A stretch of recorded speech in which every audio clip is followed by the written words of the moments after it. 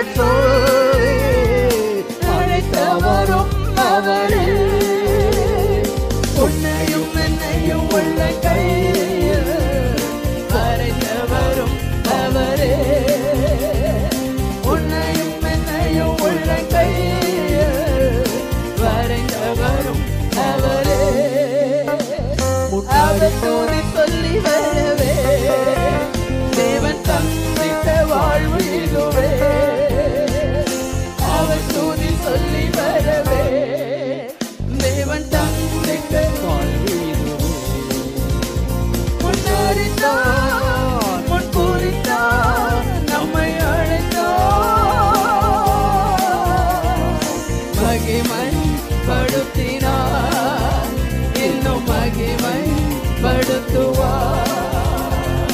மகிமை படுத்தினார் இன்னும் மகிமை படுத்துவார். இரண்டாவது வசனத்துல வாசிக்கிறோம். மார்க் 6:48 வாசிங்க. மார்க் 6:48.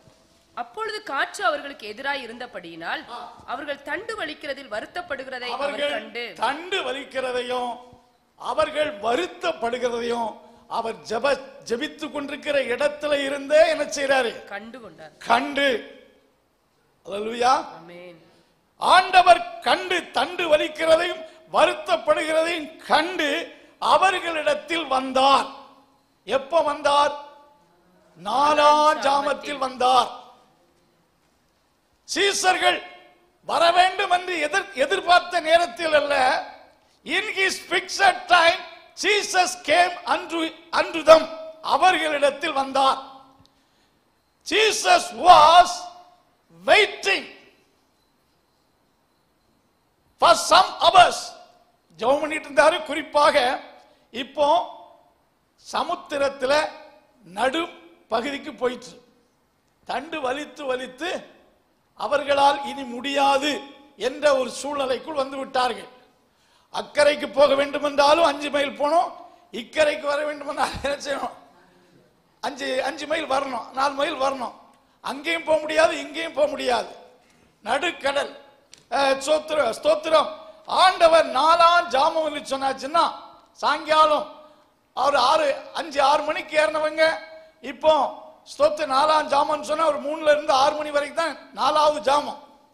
ஒரு 3-4 மணி, அதிகாலை 4 மணிக்கு இயேசு அவர்களிடத்தில் தான் நினைத்திருந்த நேரத்தில் அவர் வேண்டுமென்றே அந்த நேரத்தில் வருகிறார்.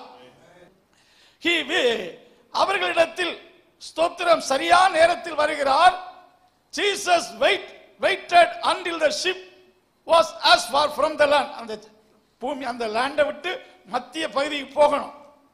அவர்கள் தங்களால் முடியாது, தங்கள் சொந்த பலனால் முடியாது, தங்களுக்கு தாங்களே அவர்கள் உதவி செய்ய முடியாது என்ற ஒரு சூழ்நிலையில் அவர்கள் வரணும்.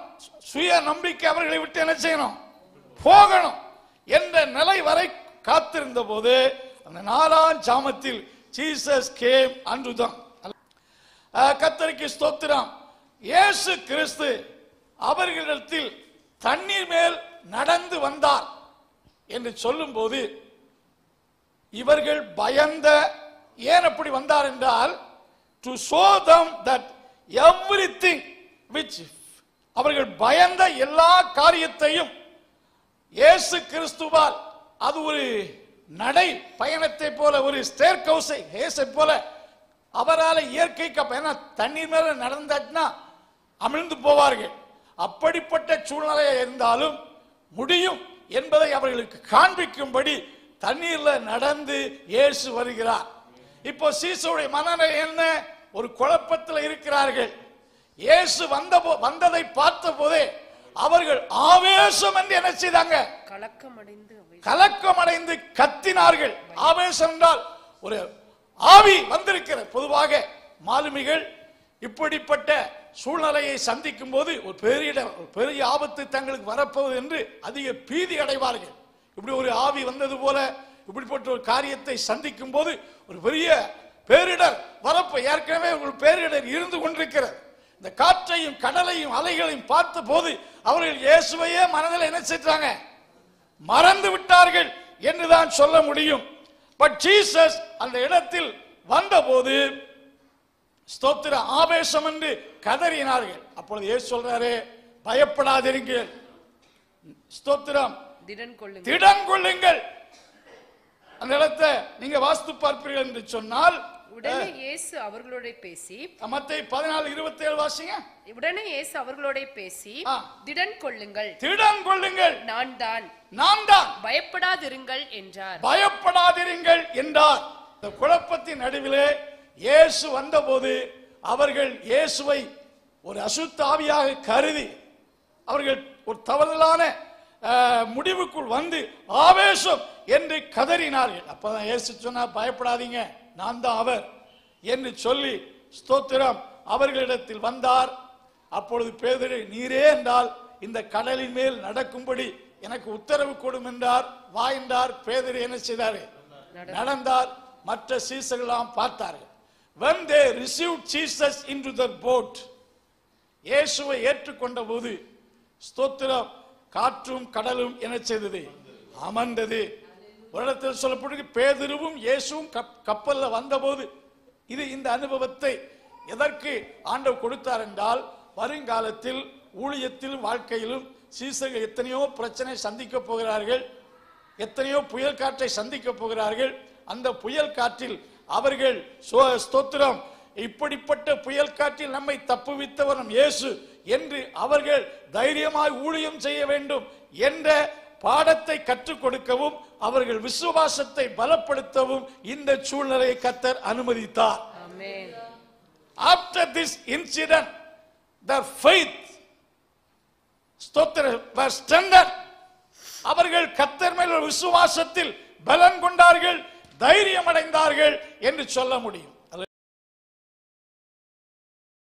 சர்வ வல்லமையுள்ள எங்கள் நல்ல தகப்பனே, இந்த வார்த்தைகள் உடைய பிள்ளைகளுக்கு ஆசீர்வாதமாய் இருக்க அனுக்கிரகம் செய்யும். இந்த வாரத்தின் நாட்களை ஆசீர்வதித்து தார். இந்த வார்த்தை கேட்ட ஒவ்வொருவர் மேலும் ஆண்டுடைய கிருபை இரக்கம் உண்டாவதாக. பெரிய காரியங்களை செய்தார். இயேசுவின் நாமத்தில் ஜெபங்கள் நல்ல பிதாவே.